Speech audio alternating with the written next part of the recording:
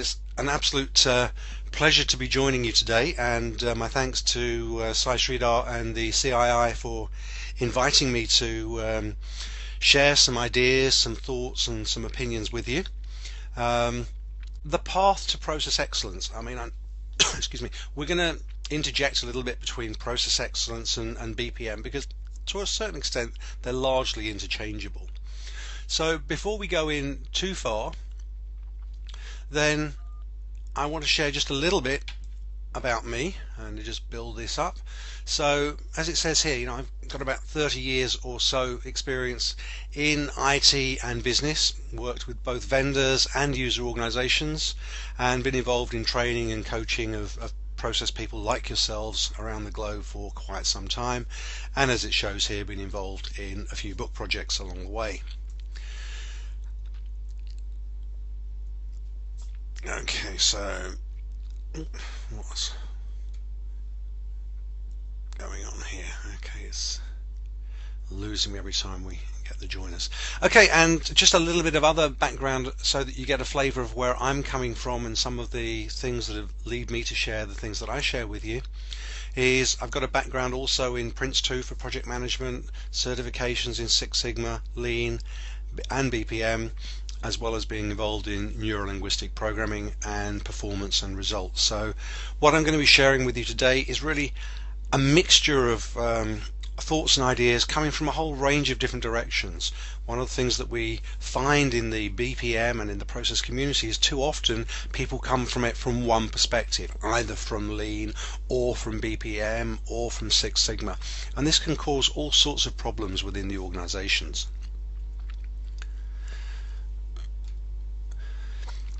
So today though, it's not about me, it's about you, your challenges, your performance and your results. All I want to do is to share some experiences and some ideas in the hope that a few of those thoughts are going to help you to succeed in what you're doing. So throughout the session we're going to cover a number of things. I'm going to talk a little bit about the need for excellence, a little bit around what is BPM. I also want to talk with you around the process of change, because I think that's one of the key components in what you're looking to achieve, and to share some stuff around the differences between mapping, modeling and management. And then I've got a very quick overview to give you of something called the 7 steps to process excellence, which looks at the stages that we go through in doing that. And then I want to talk about adoption and culture, which I think are the two really key elements between successful programs and less successful programs. And then just a few thoughts by way of conclusion and wrapping up along the way, and obviously taking any questions that you might have. So let's look at the need for excellence. No one can deny that we have a situation with a vastly changing business landscape. Whatever business we're in, we've got increased competition and pressure coming through globalization, through transparency and through smarter connected markets. Our buyers know more than they've ever done before. Our suppliers are supplying all sorts of different, and we're all connected in very, very different ways, and all of that results in higher customer expectations, which is completely changing the landscape. If we look at today, for example, I'm calling into this conference call, as you can see here, using Skype. It's free. With Wi-Fi becoming more and more ubiquitous, we're expecting the speed of connection. Amazon has proven to us that actually we can have a vast choice of products, where before we had such a limited range, and now we have a wide range. Apple has successfully shown us that we'll pay more if we can get that emotional connection. So they're creating emotional connections with us so that we'll actually pay more and we'll stay with them. There's an American organization called Zappos who are a specialist shoe retailers, and they basically have created an entire business around service. Now, for those of you with experience around Lean and Six Sigma, you'll know that very often companies invite other organizations in to come and walk the floor and to see how they do things.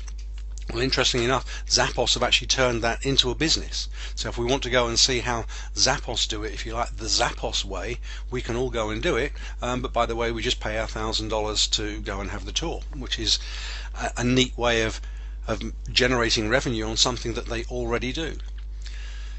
Starbucks or Coffee Day have proven that actually we'll pay more for our coffee if we can get an experience. So for all organizations, be it in the auto manufacturing or in the service sector or the utility sector, these are the things that we need to look at. What are people expecting now for free and that we can no longer charge for that we thought we could? What are we doing to satisfy their hunger to get products and services quicker? What are we doing to make the experience of buying from our companies so much better? Are we giving them the choice that they want? Are we delivering the service they need? And finally, are we making the emotional connect with our customers so that they don't just use our product, but they go and tell everyone what a fantastic experience they're having and how much they love having our product, and they want to go and buy the next one as soon as it comes out. Those are the things that we're looking to try and achieve. So the logical strategic response to these changing models and promises is to either go up in delivering experiences, so targeting specific individuals and winning with service and experience, or driving down into that scalable generic space and trying to win through efficiency, transparency and responsibility. And indeed, when I first used this slide, of course, these cars here were Ford cars. They're not anymore, but at the time they certainly were, and indeed I'm sure that you'd be the first to tell me that there's still some underpinnings of Ford in there. But there's examples there with the Range Rover, which has gone very much upmarket. It's a ridiculously expensive car now. The picture that I show you here on the right, I was playing on their website where I could customize my own car, and I know that Ford have similar, but it's not going to charge me something like £95,000 for the car on the right, which apparently is what it would cost me if I would do it. Those organizations going up to more that experience level are avoiding the race to the bottom. Faster, cheaper, better, faster, cheaper, better, faster, cheaper. There's always someone else that can commoditize what we do quicker than we can at a lower price. And if we keep chasing down, then we find that we're losing on profitability. And this is across all industries. So we need to change the way that we respond. Now, one of the things that we're seeing now is that people, and those of you with the Lean and the Six Sigma type backgrounds, will be used to focusing very much around the efficiency. But efficiency isn't what keeps your company growing. It's effectiveness. So I've got a couple of little graphs to show you here, and we can see that if, as it comes no surprise, if we're inefficient and we're ineffective, the organization gets to die quickly. Now, if we become efficient, highly efficient, but we're still ineffective, then the organization is still going to die. And you're seeing that a lot in the manufacturing sector. So much focus on efficiency, but they're not focused on the effectiveness. And so we're still seeing poor financial results. Now, interestingly enough, if we're effective, but not necessarily efficient, we will still survive, because we're delivering the products and services that the customers want at prices they're willing to pay, and therefore we can scrape a living. However, the organizations that are efficient and effective are the ones that are really going to thrive. And that's what I'm hoping that through the program that you guys are on and the journey that you're on, that's where you're going to be moving to. How do you become effective and efficient and move from survival to thrive? So another way of looking at it is, if we're low on efficiency and low on effectiveness, we're simply doing things, if you like. For argument's sake, we're just making cars. Now, if we're efficient but not effective, then we're making cars cheaply. However, if we're effective, even if we're not very high in the efficiency, then we're making the right cars. And of course, if we're effective and efficient, then we're making the right cars at a price that means that we're making a good profit. So it's all about getting to make sure that we're doing the right things right. Just doing things is not enough. Doing them right, it doesn't matter. I used a story years ago where Chrysler were looking at putting in a big Six Sigma program, and they did a tremendous job of improving the quality of the cars that they produced. But the trouble is, as we all know, Chrysler, were and still are in a big mess, because it was all very well producing a great quality car, but they weren't producing the cars that the market wanted to buy. So they were becoming efficient, but they were still not effective. So I've got a few quotes that I want to share along the way, and a little bit later on I'll give you some insight as to who they are. So the internal ailments of business are the ones that require the most attention. Business, in the sense of trading with people, is largely a matter of simply filling the wants of the people. If you make what they need and sell it at a price which makes possession a help and not a hardship, then you will do business for as long as there's business to do.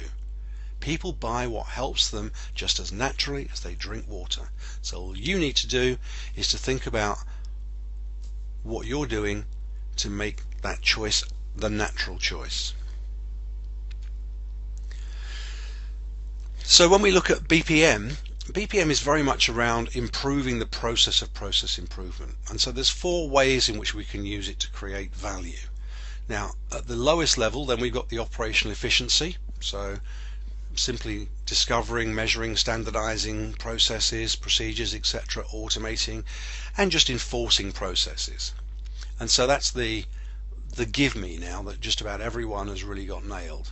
So as we move up into the product and services innovation, this is where we start to look at the effectiveness, bringing in new product to market faster, enabling customizations based on client needs, supporting that customer experience better, changing the way that we make our offers to the market based on performance and quality, and moving those things around. At the next level is around the business model flexibility, and we see that a little bit, if you like, with Toyota in moving and creating the Lexus brand. In your case, I guess Ford have largely tried to do it using the Lincoln brand name, but as we know, Lincoln is largely still just a rebadged Ford with some extras on there. So the Lincoln Navigator is a car I love. But on the other hand, the price premium point versus the Explorer is the Expedition is a little hard to see. But getting that business model flexibility so we can undertake business in new and different ways. And then the 4th way in which BPM in its traditional sense helps us is that the BPM initiatives provide a more collaborative environment where business and IT can come together at multiple levels, and it provides a platform for future success. So the BPM here on the right is really around the BPMS, so the BPM system rather than BPM as the management discipline. So I don't quite know how you'd handle any traffic lights quite like this one in India. I suppose you'd just ignore them like many of the others, but that's a whole different ball game. So the dilemma that we have, what can we do? Well, we could slow the pace of change and just take the time to make sure that we get systems right. So let's not rush off and do it quickly. Let's make sure we get it right first time. Well, that's not going to help you today, because you're going to be lagging the competition. You could accept the pace of change and put systems in place more quickly. That would be good, but you're still going to be chasing the customers from what other people are doing, allowing other businesses to drive your industry. The next thing that you could do is to say, how do we accelerate the pace of change? How can we change not just quicker than we do, but quicker than the competition does, by putting flexible systems in place, meaning that they are the organizations that are going to be chasing us. So we get to lead the market with products, with services, with manufacturing processes, with everything about the way that we work. That's what we want to try and get to. And that's one of the things that BPM is going to move us towards. So process excellence means focusing on effectiveness, understanding your customer, and by customer here, let me be clear, I mean the people outside of your organization. So for those of you working, in particular departments, another department is not your customer. They're your colleagues, they're your stakeholders, they're your partners. Customer is the people that buy your cars. Tighter alignment between the strategy and the execution is another area where we need to get smarter. And so to do that, we require a shift in thinking. We can't keep doing things the same way that we used to. We need to work smarter in how we connect people, process and technology, and we create engagement at all levels in the organization. And as it says here, change requires courage. So one of the things that I just wanted to share from a different sector is ask you the question is what business you're in. Now if we were interacting slightly differently, sorry, we've got a hand raised there, so I don't know whether that's a question coming in. Can you open that up, Arvin?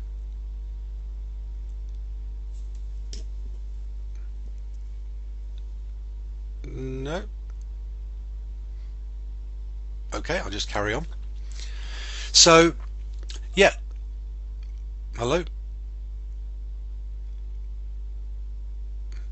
Yes, sorry, I thought someone had a question.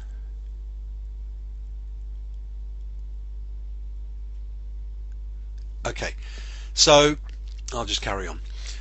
So one of the questions is, what business are you in? Now, if I were to ask you, if we were sitting together, you'd be probably telling me making cars or some other such thing. But if I asked you what business Otis were in, you're likely to tell me the elevator business, it being the prime thing that they're best known for. Now, Otis, a few years ago as an elevator company, were struggling. And one of the things that they did that made a difference was change the way that they thought. They had a look around and they realized that actually they were in the people moving business. And as a result of realizing they were in the people moving business, not the elevator business, they were able to go to Japan and look at the way that the bullet trains were self-configuring based on RFID and ticketing and the such like. And it meant that they were able to completely change the way that they built elevators.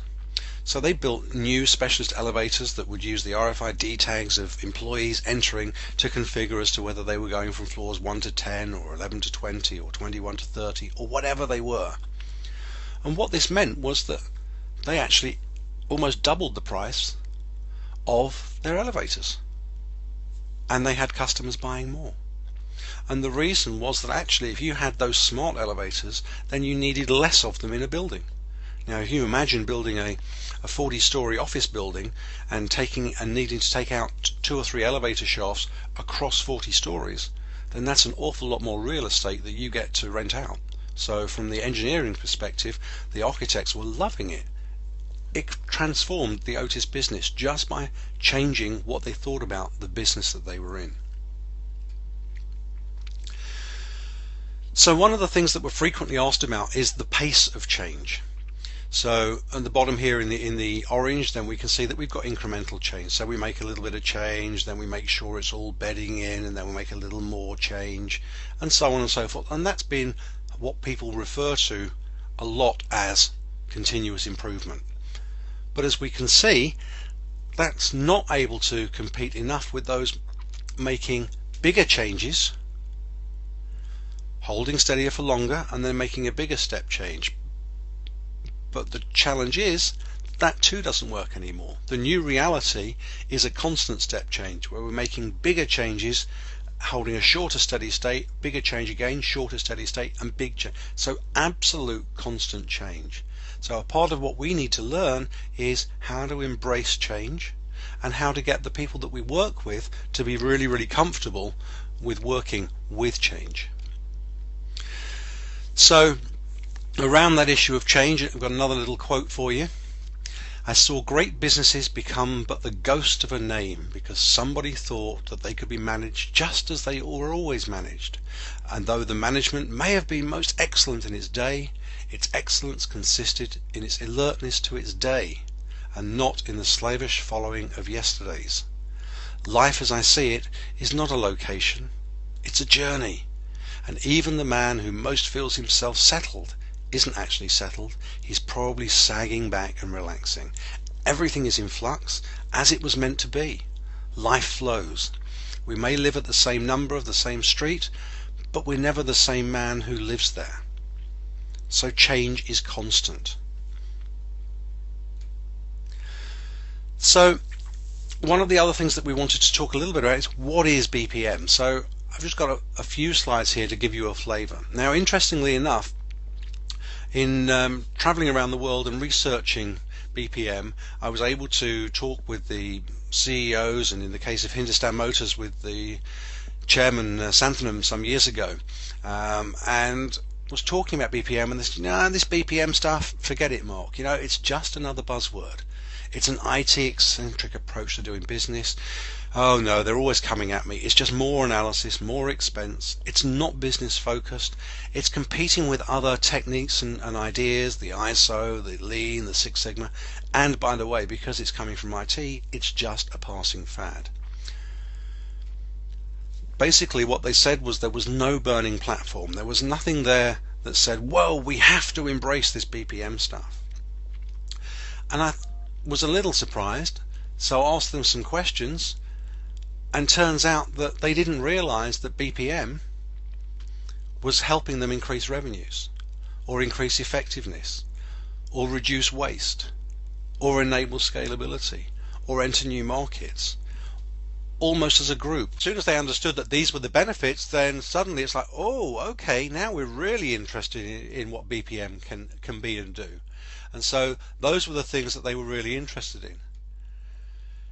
So when you look in the mirror, what do you see when you think about process? I mean, I'm assuming, and it's always dangerous to make an assumption, that you aspire to be more like a GE or more like a Toyota, or you admire Southwest Airlines or people like FedEx and these sorts of organizations. These are the ones that people shine the light on around the globe.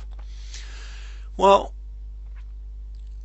they don't focus on rules, regulations, policies, procedures, tasks, and individuals. They focus on customers, innovation, creativity, processes, people, and having teams. So they reward those things. So the question then becomes, let me go back up. So if we want to be like they are, then we need to change the things that we think about when we talk about process. So the process related to innovative ways of doing it, creative, new thinking, and when we come to rewards, to rewarding people in teams and not as individuals. If we reward people as individuals, they'll behave as individuals. So it's that kind of thinking that we need to get into our mindset. So another way of looking at it and saying, well, okay, what is BPM? Well, a question that we frequently get asked is, hang on, is it business process mapping, business process modeling, business performance management, best practice management, better process management, or business process management?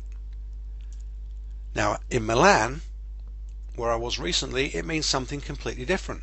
Because to them, if we just say, oh, we're doing BPM, they assume that you're going to go and do your banking with Banco Popolare di Milano.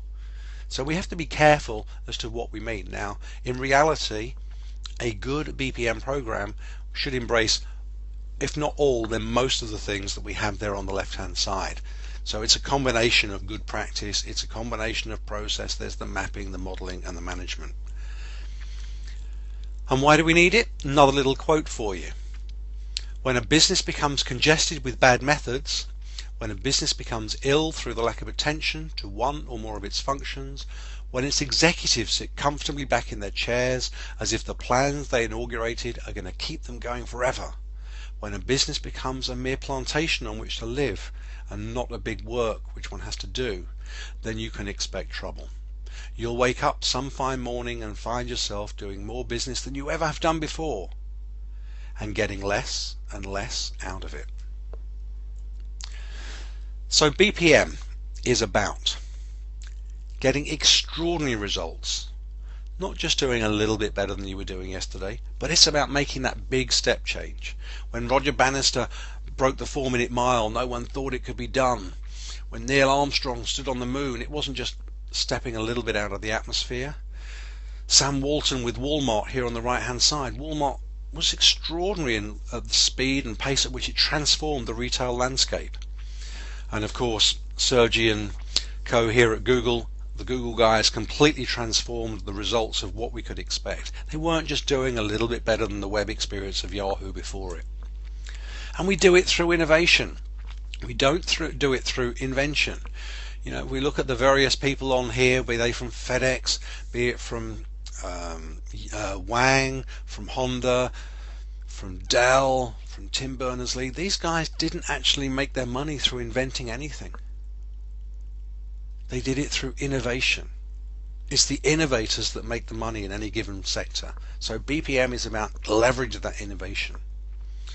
Once we've leveraged the innovation, then we then need to organize around the customer. So we've gone through in the top left, you know, the agricultural age. Then of course you guys should recognize the car on the right as the industrial age. Then we went through the information age, which of course the information age didn't come in with the computer, it came in with the Gutenberg press in the 1600s. So in each of those stages of work we had to change the way that we organized ourselves in order to deliver the value for customers. So now we're living in the age of the customer, so how have we reorganized our people around the customer? That's what we need to do. And lastly, we then, because we're going through a program of change, we need to communicate this honestly to staff. If we don't, then we're going to have all sorts of staff unrest everywhere around the globe, and we're already seeing some of that now through miscommunication or poor communication. So that's the fundamental of what BPM is about. BPM is not about doing a Six Sigma or lean continuous improvement, going in and doing a project. It's about fundamentally changing the way that we think about and go about business, and then the processes that occur within that. So if we're to start doing some of that stuff, then we need to have in mind some kind of way of addressing a process of change. So let's take a little look at a few things around the process of change. So as I've already mentioned, there are many lenses from which we can look at process. We can look at it through the lens of Six Sigma to get more measurement and a greater set of numbers. We can look at it through the area of BPMS, so putting in automation systems, or case management, which is more around information, the automation of information working. And now what we're seeing is more and more people saying, actually we need to look at it through the eyes of customer experience management, looking at our business from the outside in, understanding what it is the customer wants and needs, what the customer is willing to pay for, and then working out how do we organize ourselves to deliver that which the customer wants. And that's going to need a few changes around strategy and approach. And here are some examples of strategies. So we can have the clarion call, you know, the CEO getting out there, town hall type meeting, thousands of people, and he gets out there and he provides that rallying cry just as a politician would do.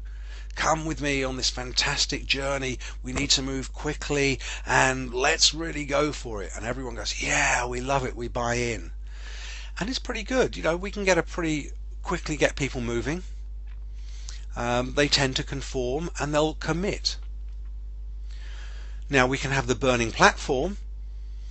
Now in a burning platform scenario we get a high speed of movement and a high conformance, everyone's moving but no one's really committed. You know, if a building catches fire, people will leave because the fire alarm goes. But they'll only get outside the door and they'll stop moving. There's no real commitment to moving away. They're moving away from the fire, they're not moving to safety. Then we have the concerted action, which is, well, we've got to plan what we're doing and make sure that we get everything right. And again, in fact, there's something gone wrong here because we don't tend to get the speed would tend to be lower there. Conformance is lower and the commitment is reasonably high, but it moves along. And then of course in the long march we're not moving quickly. The conformance can be higher and the commitment's higher, but we have that low speed. And so we've got different speeds and different levels of commitment. So one of the questions then becomes, well, which strategy is the right one? Well, in an organization like yours, they're all the correct one. It's a matter of which strategy is being applied for which projects at the right time. So there is no single strategy for change in an organization. successful change is a complete mix of all of those things. Now, one of the other things that I wanted to talk with you about before we go into the process of change was related a little bit to the, if you like, the mapping or the modeling that you might have in mind. Now, many of you will have been taught this is, well, the first thing we need to do is to go and create a map, or we need to analyze the as is, as you would call it, and then we're busy analyzing that, and then we can put in place the changes. Well, I suggest to you that that's the wrong thinking. The starting place is to go and create your future state first. Understand what it is that you want or that you need. Only then do you go back and have a look at the current situation and analyze the parts of the current situation that are relevant to the future state you want to achieve. And it can't be the as is, and we say it has to be the current state because it's in flux. By the time these things have gone the right way through, changes have occurred. So always start with your future state. It doesn't have to be a detailed map or a detailed model, but be clear on those things. Once you have that, then go back and have a look and say, now which things in our current situation and our current organization are going to help us achieve that, which things get in the way and therefore should be stopped, and what things don't we have that we do need that we need to create. So it's a very simple matter then of, if you like, with the future state creating, and then with the current state we're looking at what we need to preserve and what we need to destroy. Okay, so there's that creative destruction that goes on there as well. So thinking differently, how could you cut costs by increasing revenue?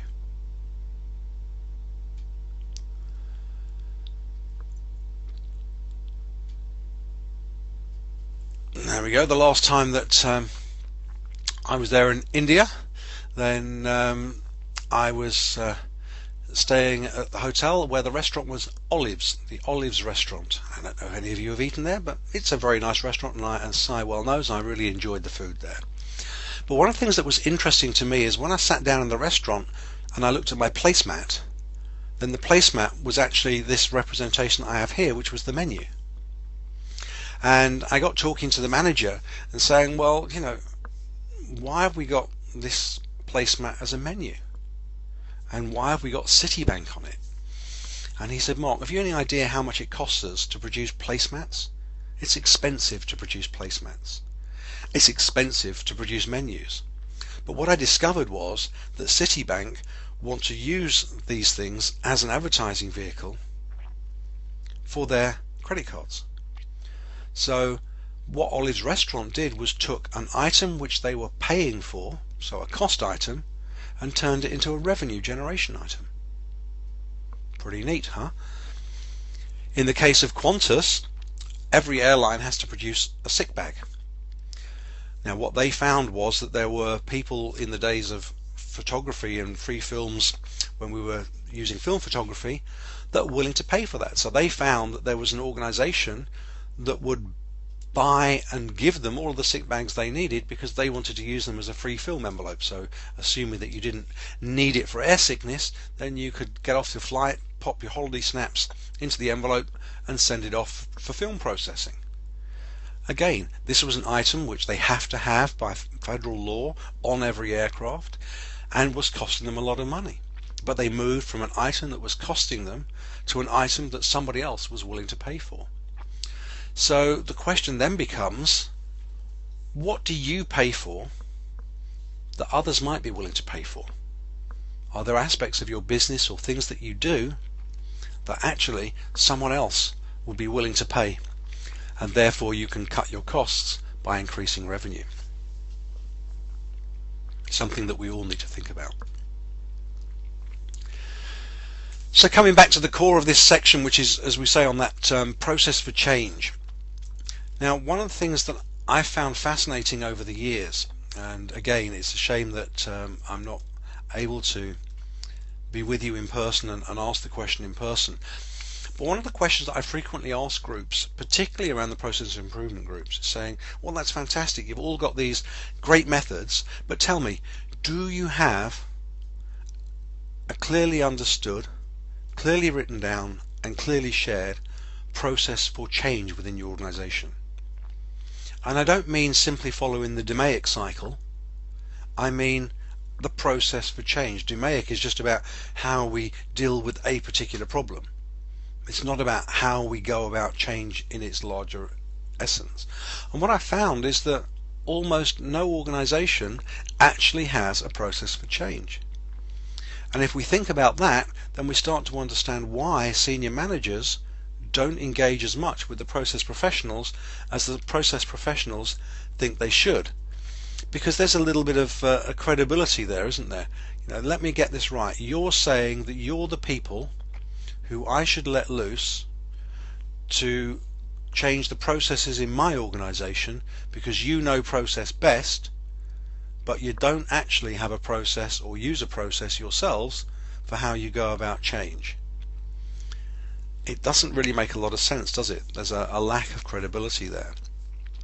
Now, in the IT arena, there are many methods and methodologies and the such like that people can and could use, but they've not been particularly effective.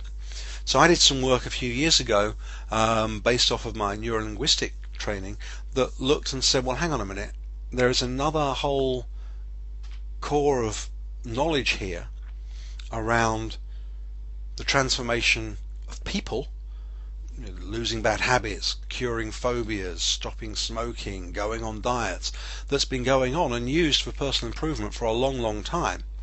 What if we, in what we do around process excellence, could apply the same model?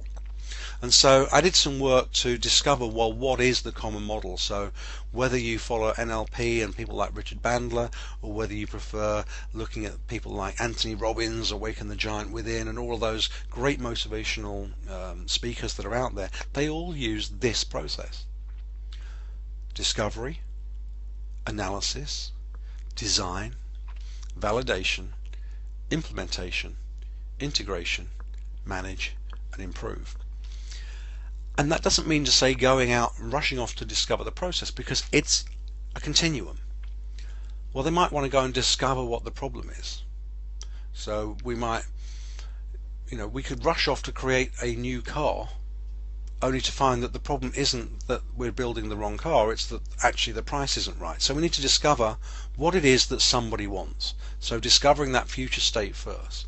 The analysis starts off with analyzing, well, why is it a problem to them?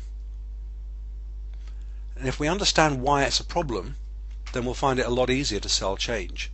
One of the challenges that some of you, I'm sure, will have encountered is that you may struggle at times to sell change to management and say, well, management didn't really buy into it.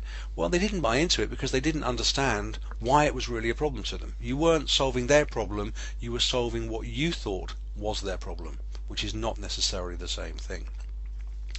When we understand what the problems are and why it's a problem to the people concerned, then we can start to think about designing a solution to that problem. But that doesn't mean to say that we then go and implement it, because that's where the issues occur. We first go back and we validate this as, okay, let me understand this right.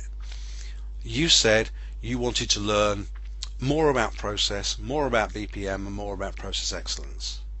Okay, well, we've created a program, but I just want to validate with you that before we go off and implement this program, that you're willing to make the commitment to provide the time that people need to enable them to go and practice these things. Is that right? And if the answer comes back as no, then we need to keep going back through the discovery, analysis, and design until we come up with the program, the product, the service that meets that need. Only once we've validated that it does meet the need can we go off and start to implement that program, that product, that service, that process. Great, so we've put that in place, but it doesn't exist in isolation, does it? We need to work out how do we integrate that with the other things that are going on in the organization. And so we need to show people how to integrate it. And then we need to show them how to manage. Now, the manage in this instance is to help them understand that we've just put in a new process. Is productivity going to go up immediately? Well, very often when you put in a new process or a new system, productivity actually goes down. Because the people that are working it, of course, were used to the old way of working. they're not used to the new way of working. So we need to factor these things in to make sure there's an understanding that someone doesn't come back and say, well, you guys, you failed in that project because it didn't. Well, we haven't failed yet. We're still working through. So we need to put those things in place to manage. So we're measuring and managing the right things. One of the risks with Six Sigma is that we can create millions and millions of measures which actually don't help us at all. If we go to a more output centric approach, then actually we only need to measure relatively few things and the rest of things just fall into place. And then once those things are done, then we can look and say, now we've done that, what else needs improving? And we keep going through the loop. So it's a continuous loop, and we start off at a higher level and we can keep drilling down to the lower levels where we want. One of the risks is with a lot of, I remember talking to some people in GE some years ago who were involved in buying some technology from me, and I was asking them, well, why are you buying this technology? You guys wrote the book on Six Sigma. And they said, oh, don't talk to us about it. All these people running around, all doing their individual projects. No one is looking across the departments. No one's looking across the organization. They're all just too busy. We need the stuff that you guys do to help us get that overall picture so we can start to lift things up and look at the higher level. So this process for change will enable you to look at things at a higher level, at a mid-level, and a low level, drilling down as is appropriate to your needs at any particular time. And again, another what I thought was a nice quote: there are enough processes and improvements already pigeonholed and awaiting application to bring the physical side of life to almost millennial completeness. But we're so wrapped up in the things that we're doing that we're not concerned enough about the reasons why we're actually doing them. Our whole competitive system, our whole creative expression, and all the play of our faculties seems to be centered around material production and its byproducts of success and wealth. We're not actually focusing on why do we do it, what's our purpose. Purpose is a really key thing here, and this guy really knew what he was doing in building a good business around that, and we'll come back to that later.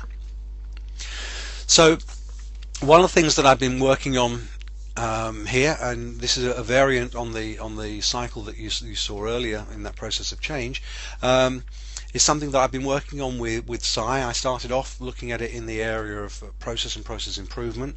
We're now actually referring to it as the universal framework. Sci's done some excellent work in taking this framework and adapting it into the retail and indeed in the supply chain areas, where we're both doing some work. And the key there is to look at that process that we talked about going across the top, so the process of change, and then combining it with the 5 elements. And the 5 elements that we need to bring together are purpose, strategy, people, process, and systems.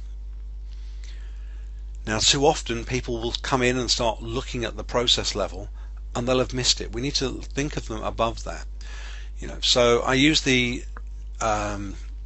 issue here about separation of purpose and strategy, which sometimes is a little grey in some people's minds. So a game that I guess you're not too familiar with over there in India, and I haven't seen the score today, so I could regret this, but anyway, the game of cricket.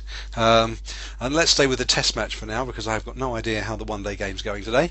But what's the purpose of a test match? You're going into it, the purpose is to win.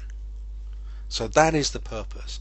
Now the strategy, on day 1, the sun's shining, you've won the toss, so you're going to go into bat. So your strategy is going to be probably to bat for 2 days, put 600 runs on the board, and give yourself time to bowl out the other side twice before they win. Okay, let me just get rid of that for you. Before they win. Now, that's great. Now, the challenge is that it's now lunchtime, it's now tea time on day 1, and we've learned that day 5 is going to be washed out. We may lose most of day 4 because of a rainstorm coming in. So it's probably time to change our strategy, right? We may decide that it's time to declare. We may decide that we're only going to bat till the close of play and put the other side in. But the purpose hasn't changed, has it? The purpose is still to win the match. but the strategy changes. So strategy will change according to the purpose. So strategies will change, purpose should remain the same.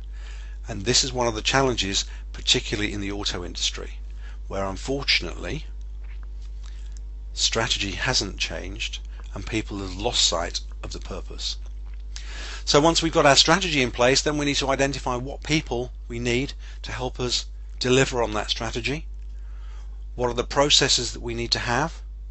And then what are the systems that we need to have in place to support those processes, to support those people, to deliver that strategy that enables us to achieve our purpose.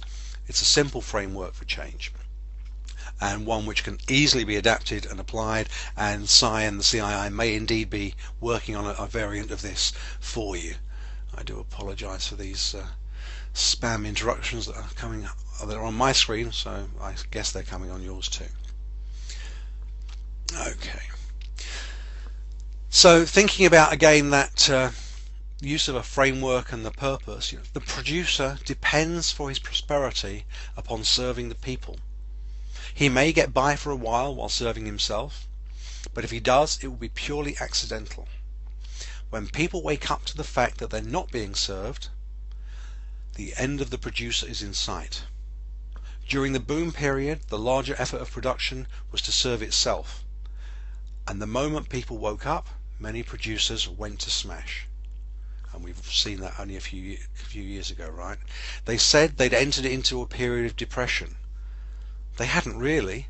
They were simply trying to pit nonsense against sense, which is something that cannot successfully be done.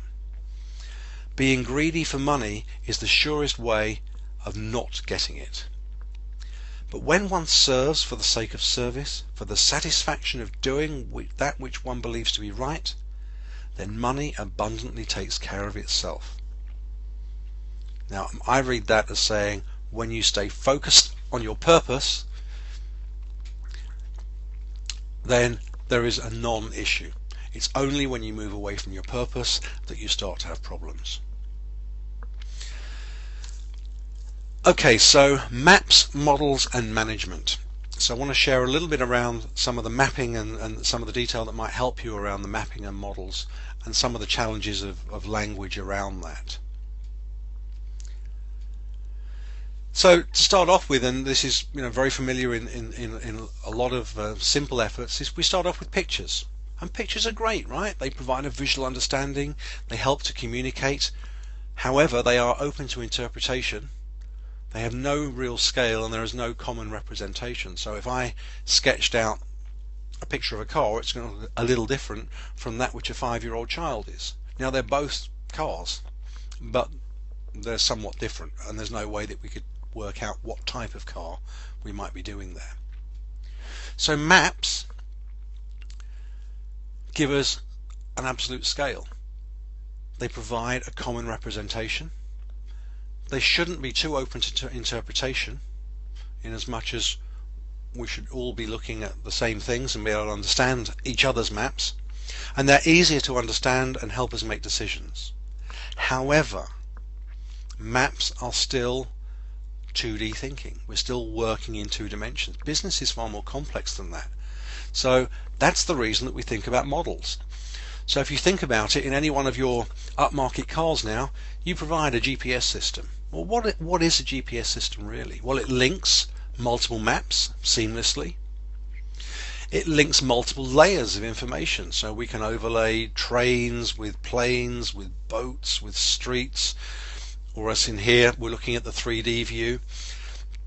Models provide a source of answers, enabling testing and evaluation of ideas, and aids thinking across multiple dimensions. So I can ask questions, for example, if I had a map, if you provided me with a map of southern India, and I said, great, now show me the best way to get from Chennai to Pondicherry, then you're going to get a map out and you can show me. And that's great, and I can plan a route. However, if I'm using a model, then the model should be able to tell me this, well, actually, you might need to take a different route because you're driving a wide load, or it's a high load, or that you've only got a 2-wheel drive and that road needs a 4-wheel drive. how long it's going to take me, whether there are breakdowns along the way. It's going to give me a whole lot of other information which I need in order to be able to manage my business. So the question is, when you're producing representation of process, are pictures really enough? Even a map, is that enough? Because if you're all producing different maps in different tools for different purposes, then we're not connecting them together, and you may, as we'll talk about later, be contributing to the waste within the organization. Models are what will provide you with that information in a far more intelligent way that you can make smart decisions based on.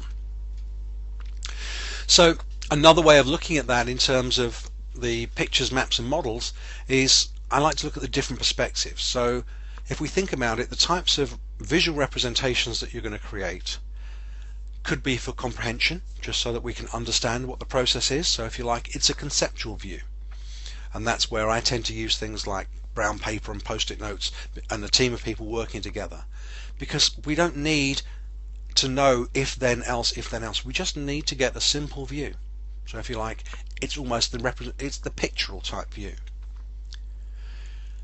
Now if I want to start communicating that around to a wider audience, then that's what we would call is the logical view, and that would be things like a flowchart. So we're using a common set of symbols so that we can all understand, and we can put it out there maybe on an intranet or some other form where we can all see it. And it serves its purpose, but again, it doesn't have the absolute level of detail because it doesn't need it to communicate to the wider audience what's going on. And then we have the third group of models, what I call the implementation models. Now that's implementation in an IT sense, and that requires, if you like, the perspective is the physical view. And that's where you would use notations like BPMN, which can seem very complex, and they are very complex, because at the end of the day, when we're going to put in a new IT system, it's a lot of work and a lot of effort. And so that's the sort of thing that we need to put in place. So this is just to give you an idea of that it's not do we do A or B or C.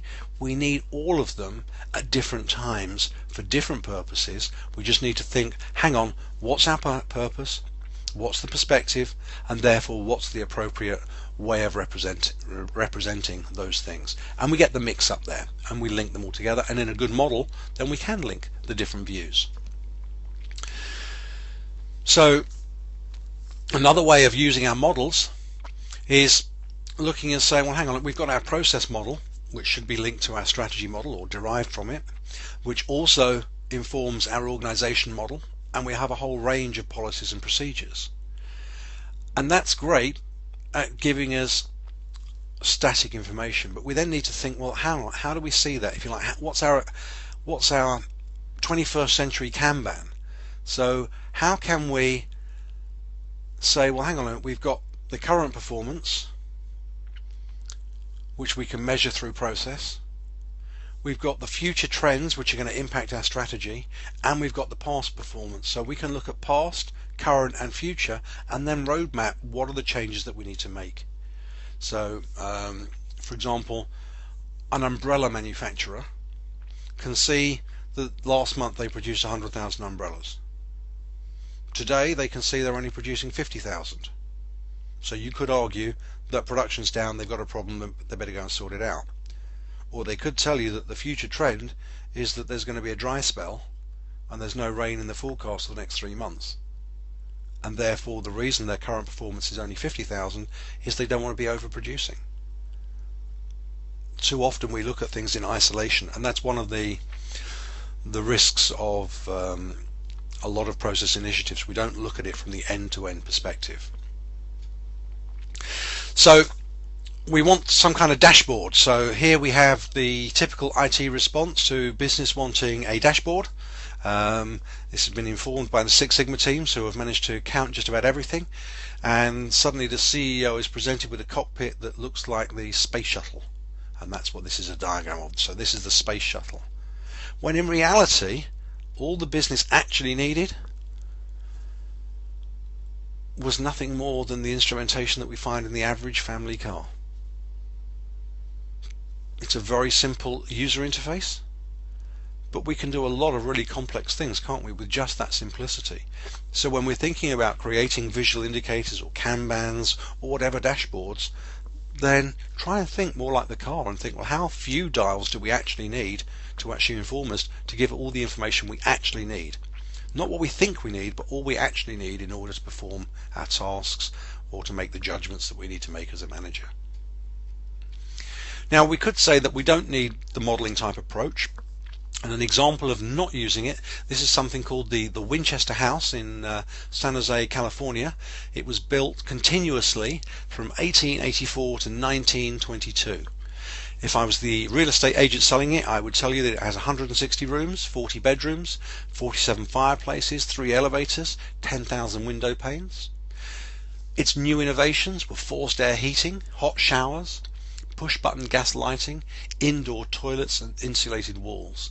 Well, if you look back and think back in the late 1800s, early 1900s, this was massively innovative. However, I have to warn you, there are a few problems with this particular property. We have stairs that lead to the ceiling. We've got doors that open onto walls. And we've got a door to nowhere. Now, in fact, I don't recommend stepping out of the door to nowhere because I'm showing it there in the bottom right, but it's actually up there on the top right of the center picture at the top, and you could see that if you were to step out of that door, you'd actually fall 3 stories to the ground. And the reason was that there was no maps, models, plans of any description. This house was built by builders. The lady that owned it would simply say, I want a room here or I want a room there, and they would just keep adding on. It suggested that there are parts of the house which one cannot access because they're effectively walled up. It was built by Sarah Winchester for a whole different set of reasons that we won't go into now. So if we don't want to take that modeling architectural type approach to business, then we're going to wind up creating our very own Winchester houses with processes that achieve nothing, strategies onto blank walls, and people going nowhere. We'll have our equivalents. Okay, so 7 steps to process excellence. I'm going to give you a link at the end of the presentation where you can actually go and access a fuller white paper on this topic, so you can actually read and digest it at your leisure, because it's going to go a lot more in depth than I'm going to go through here. So the first 3 steps on our journey are around discovery and simplification of processes. Then we're going to capture and document those processes. Then we want to publish and share them. And then in the second group, we're going to look at further design and improvement, simulation and optimization, generation and execution, and monitor and manage.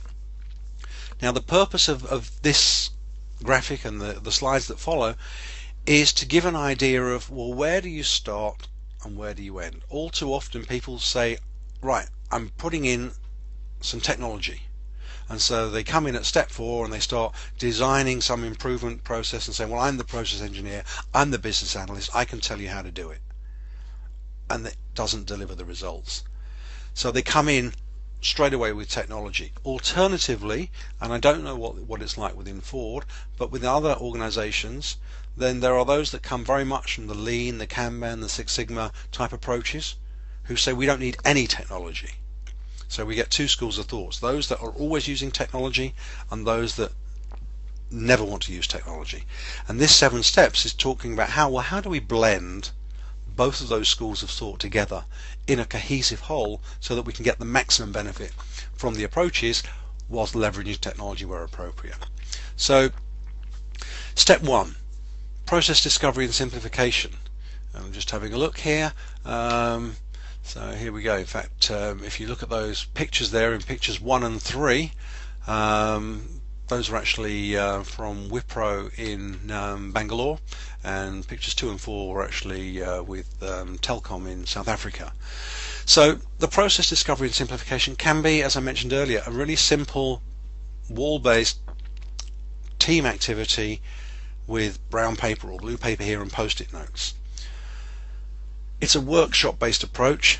It's inclusive because the work is carried out by the people involved. The workshop approach that I suggest will produce you results very, very quickly. It's extremely motivating because the people in the workshop actually feel they're being heard, something that frequently they complain about. It's compelling because at the end of the workshop, the people in the group will actually suggest the changes we need to make. And then they can't resist those changes because it's hard to resist the changes that you suggest for yourself. The results is that bottom line improvements are realized now, and the focus is around the customer. So this is just about discovering what the process is and simplifying it, removing waste. So the focus of this first step is really around waste elimination. And when we look at that waste, another little quote for you: my effort is in the direction of simplicity. People in general have so little and it costs so much to buy even the barest necessities, let alone share the luxuries to which I think everyone is entitled. Because nearly everything that we make is much more complex than it needs to be. Our clothing, our food, our household furnishings, all could be much, much simpler than they are now, and at the same time be better looking. Things in past ages were made in certain ways, and the makers since then have just simply followed. No one's looked at it from the outside in. So our second stage is to capture and document. So here we want to take those brown paper type exercises, capture them, whether it's in Excel, whether it's in Visio. Use the tools that people already have and know. You don't have to put in lots of new stuff. And the focus now isn't about changing the process, it's just about capturing that information. At step 3, we say, right, we've captured it, we've eliminated waste, we've captured it. Now what we need to do is to find ways to share it. So whether we share it with Word documents, whether it's HTML, whether it's intranets or portals. The key thing here is that it's my data or my process, then I want you to show it to me my way. I don't want a process engineer saying, you've been looking at it running left to right, well actually we're showing it running from up to down. Too often process people change the look of the process maps and models to suit their view and then lose the view of the people who actually want to be using it. And the focus of this point, step 3, is around communication. And a lot of people, by the way, will stop at that point. They've achieved enough. They've taken out the waste, they've captured it, they've got a common process in place, and away they go. That can be enough for them. At step 4, it's around design and improvement. So whether you're using a modeling tool, whether it's Visio, whether it's a web browser, now this is when your technologist would start to really dig in to look for things like cost reduction, resource optimization, or the resource optimization we're going to come into in a second, but looking at much detailed level of process. Simulation, we hear a lot about simulation. Well, simulation would come in at step 5. There's no point in trying to simulate a process that's already got a lot of waste in there, but simulation enables us to test different scenarios, to do some of that statistical analysis that we get through the things like the Six Sigma, and to visualize and test the hypothesis so we can keep coming through the loop to optimize resource. So the focus on that would tend to be resource optimization. Once we've got all of those things in place, it's only now that we're ready to think about, well, where it's appropriate, can we take our process model, create the workflow model, which would be the physical model I talked about earlier, and then generate the application. We don't change the process model to fit the application. We create a different representation. But we can't go about generating and executing processes until we've done the simplification, the optimization, and everything else first. So we have to do those things before we leap in. All too often vendors will have you leaping in at this part of the jigsaw.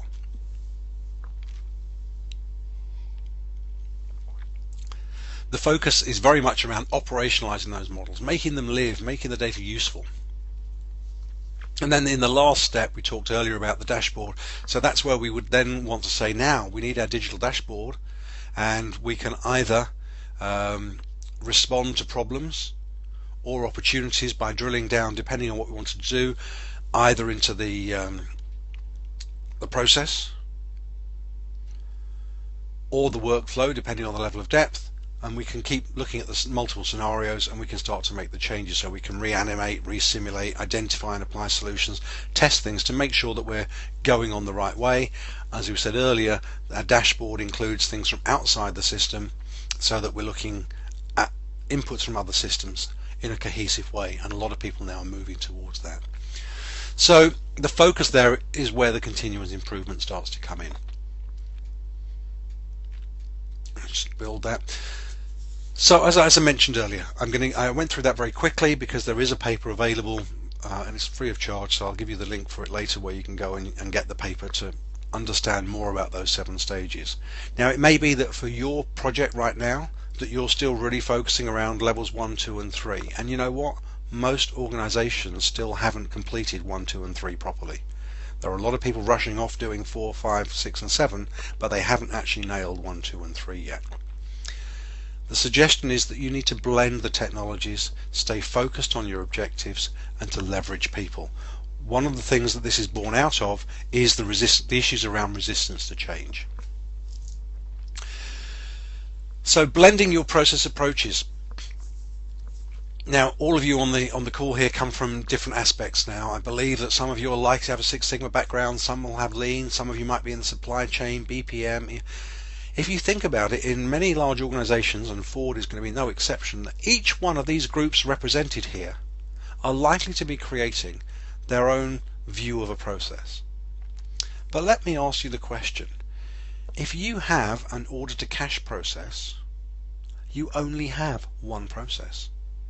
So if you're creating 8 or 10 representations of it, then that's a complete waste of money, isn't it?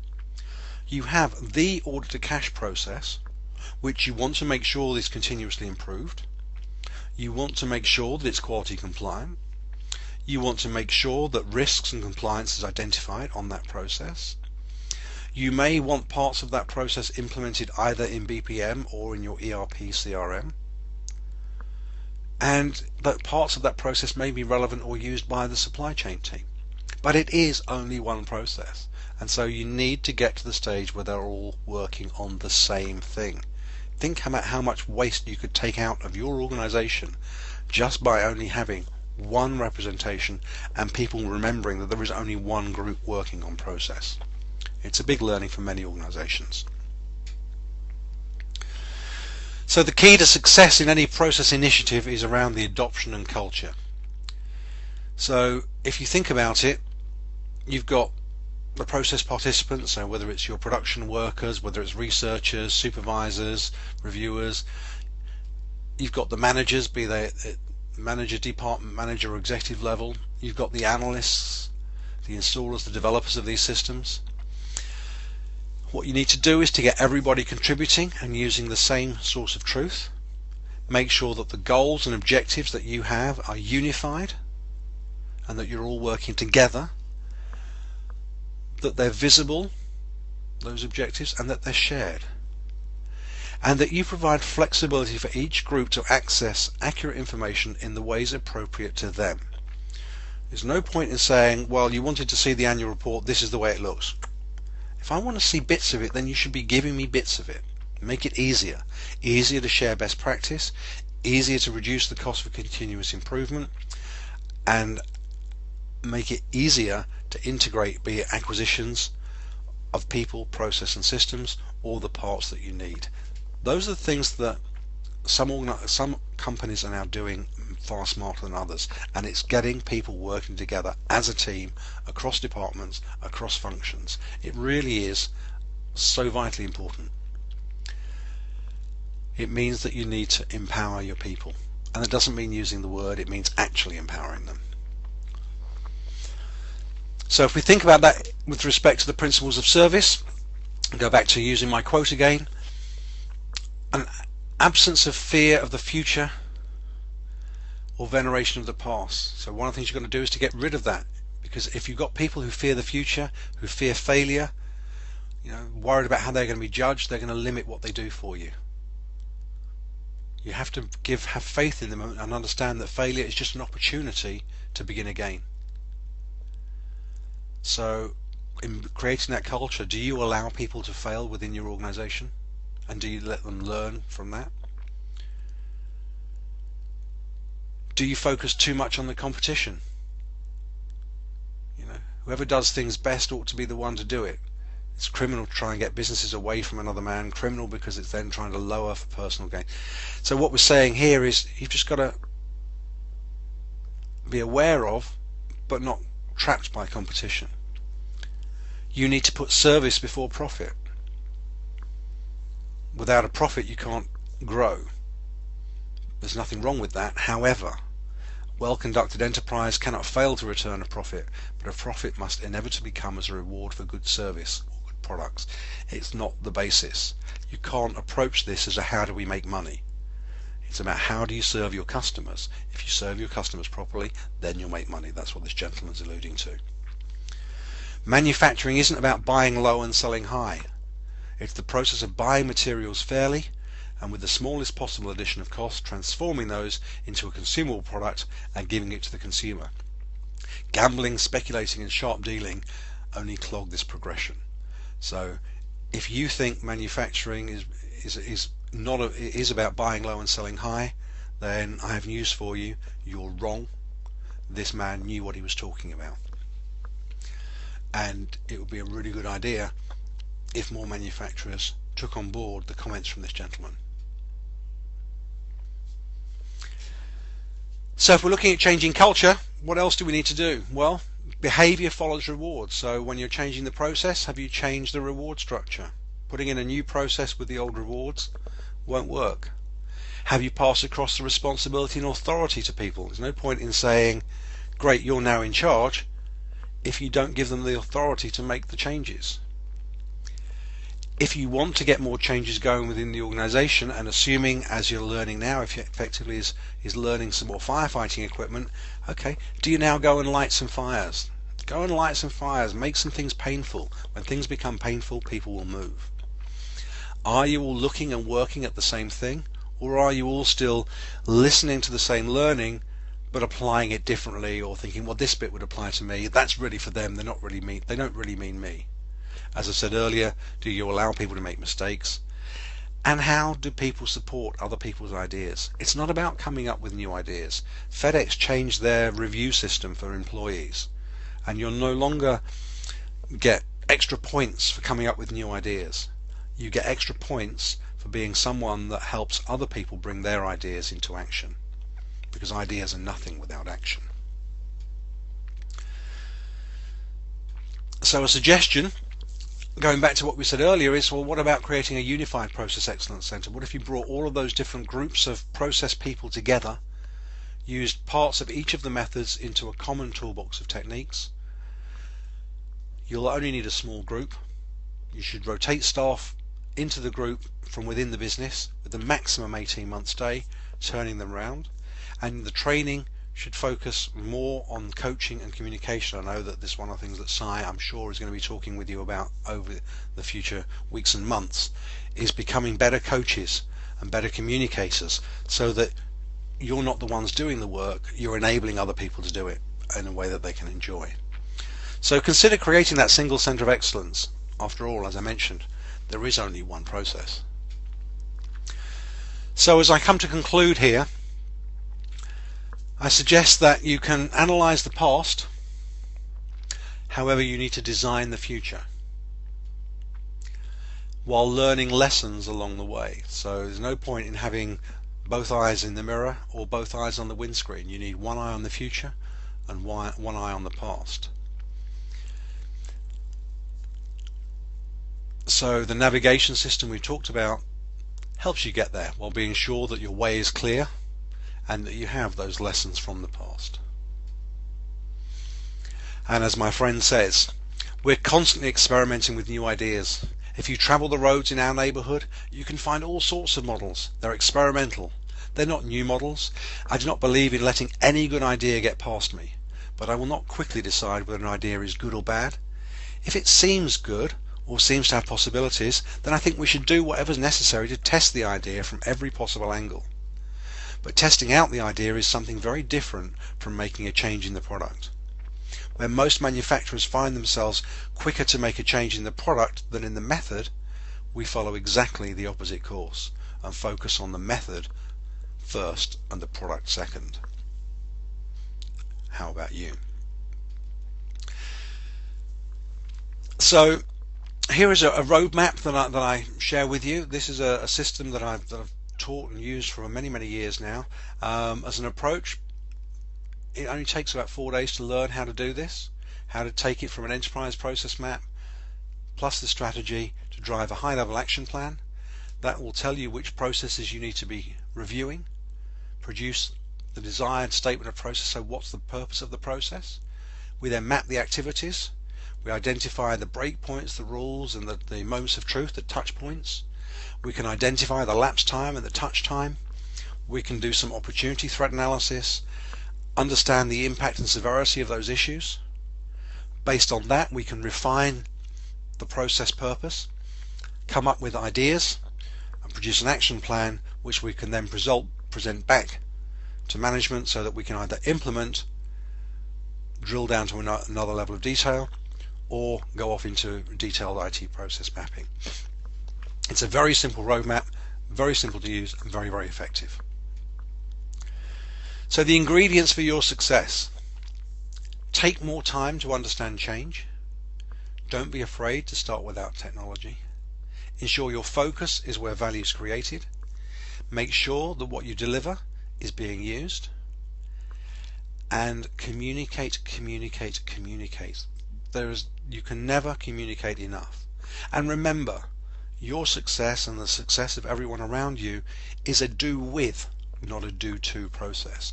So it's not for you to fix their process, it's for you to help them to fix their process, and that will get the buy-in. So if you haven't already figured, the quotes that I've been using from that wise man were not from Toyota or the Toyota Way, but were from Henry Ford himself, from the book My Life and Work. And I leave you that concretely what I most realized about business, and I've been learning more each year without finding it necessary to change my first conclusions. When money is placed ahead of work, it will kill the work and destroy the fundamental of service. Thinking about money instead of work brings on fear of failure, and that fear blocks every avenue of business. It makes a man afraid of competition, afraid of changing his methods or doing anything which might change his condition. The way is clear: the one who thinks first of service, of doing work in the best possible way.